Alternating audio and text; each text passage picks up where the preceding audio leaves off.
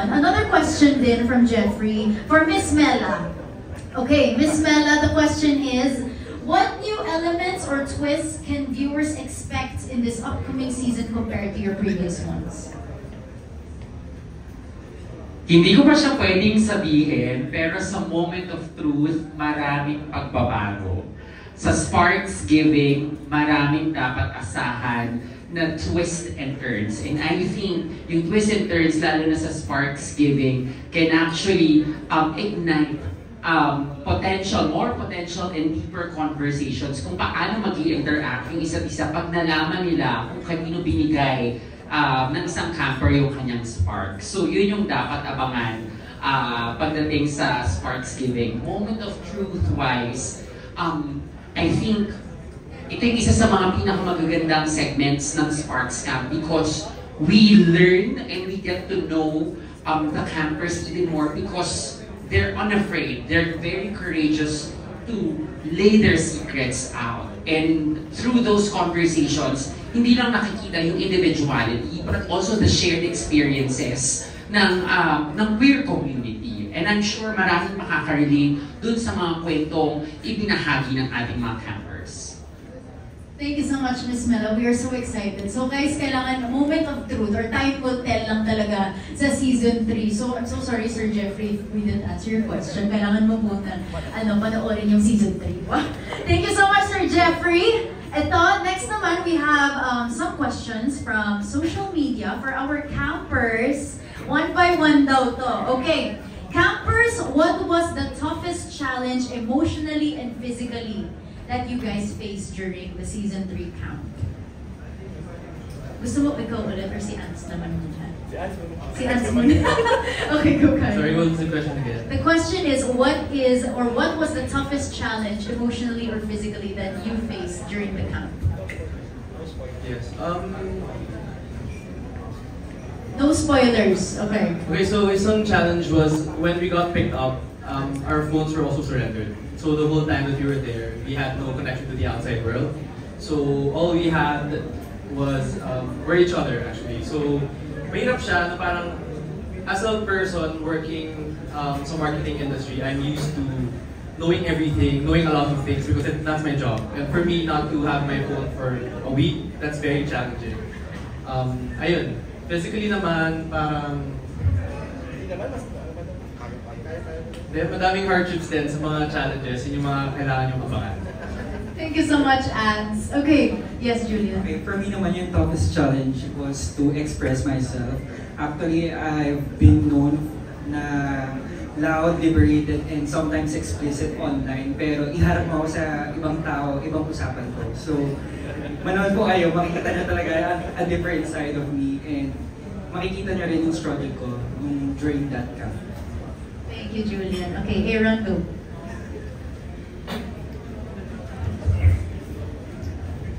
For me naman, emotionally, before joining sa camp, I was really second-guessing if tutuloy ba or hindi.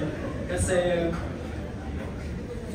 someone told me sa friend na you really have to be yourself. Kasi two of my closest friends, na-share ko sa kanila na part of the Sparks Camp. So, ayun, nagplano na sila, oh, you have to be maldita there, you have to be diva. At ako natatakot ako, anong gagawin ko? Like, I have to be myself or maging plastic lang inside sa camp. So, ayun. So, parang na-stress ako.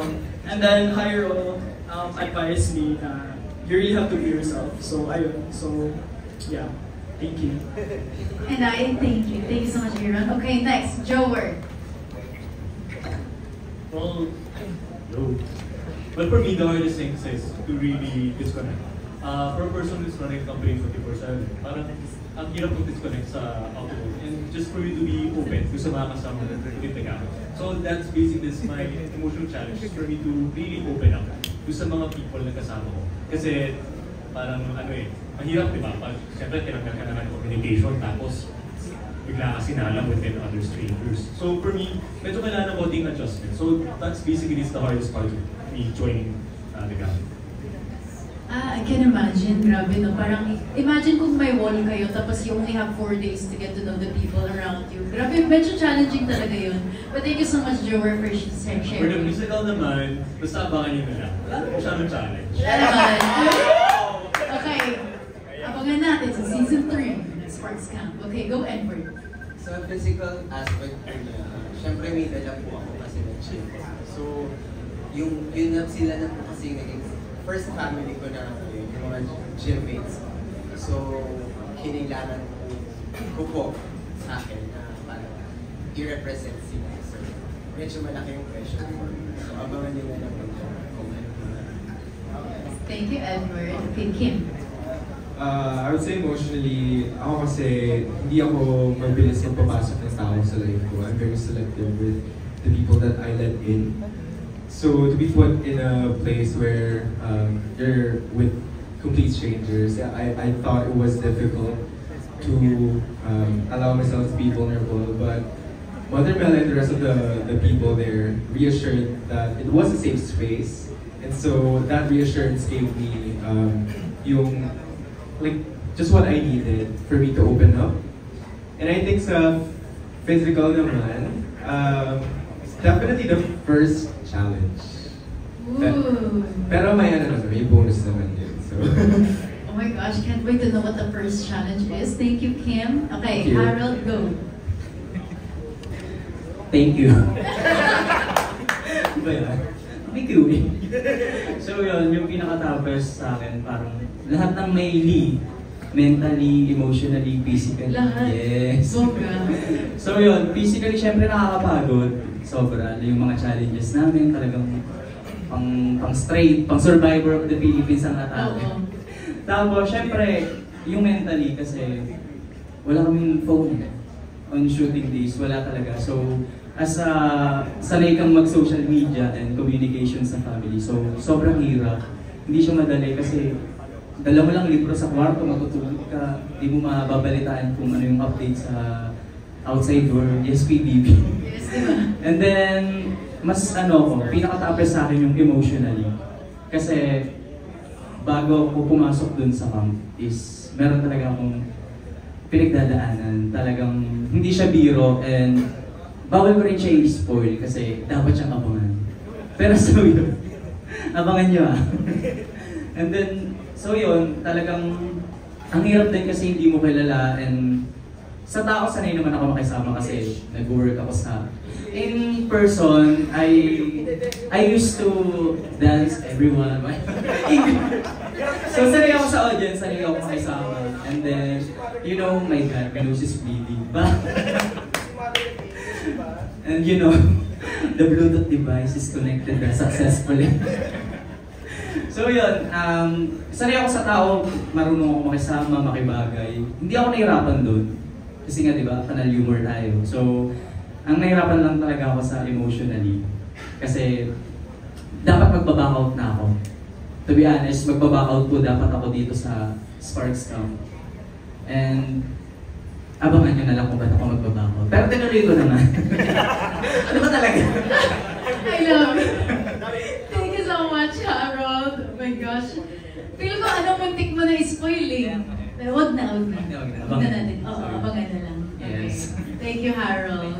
Okay, go Andrew. Yeah, for me po, I guess the biggest challenge is like how to introduce the culture from like the other side of the world and bringing it here in the Philippines. Because we all know that like in the Western culture, like, you know, it's very open, it's very liberated, and it's a huge challenge for me on how am I going to be able to introduce that kind of culture, especially in the Philippines. Kasi knowing that we're like a, you know, very religious, like, you know, country, how am I going to be able to show myself to the rest of the Filipino people? And it's a challenge for me kasi whether they will be accepting it or not, or, you know, so kaya yun yung dapat naging abangan for the show. Thank you so much, Andrew. Okay, Callie. The biggest challenge that I had physically, to be honest, walang aircon for 7 days. Hirap ako! Camp life talaga siya, literally camp life. So sabi ko, buti naman nakayanan ko naman siya. Emotionally, I'm the type of person na very reserved. I rarely share my secrets to everyone, to anyone, even to my own family. And for me, for a segment in the show, The Moment of Truth, for me to share what experience I had, it was on a different level. Parang kailangan ko talaga to open up myself to everyone, for them to understand me. Yun ang pinakamahirap sa akin, and I'm happy I did it for this show. Congratulations, Kali. We're very happy. Congratulations to the rest of the campers also. Last but not the least, Julio, go. What they said. Joke lang. Ano kasi akala ko like, pagkadating ko, akala ko survivor talaga. Tapos nakita ko puro lalaki kasama ko sa kailangan ko na magpanggap. Joke lang. So it's nice. There really was a lot of challenges for everyone. And for me, my biggest challenge then was I'm not really used to obvious naman. I'm not really used to like being in front of the camera. Sanay ako na nasa backstage ako, sanay ako nasa prod ako, and coming from a conservative background, the basketball background even, I'm out but I'm not really out to everyone. So this is like, hey guys, and the challenge for me is like people seeing me the same way. Despite having that kind of background, back then I was really afraid to come out or people know about me dahil baka isipin nila, ay, basketball coach ng mga lalaki, tapos baling pala siya. So, I lived in fear. So the challenge for me here, everything. Physical, meron at meron physical yun. Pero yung the emotional na parang, hindi ka na humura. Na parang, oh God, maalam na ng mga lahat ng tao. Though my family loves me, my friends love me, the people who matter love me, my campers love me, sila direct and everyone, right? Gives me assurance. And kitang-kita, ang ganda nung, syempre, di lang ako yung last na ako na lang mag-culminate ng sa lahat. Kitang-kita yung diversity of challenges namin lahat. With Ants, with suddenly being disconnected from life. Aaron with having to be ourselves.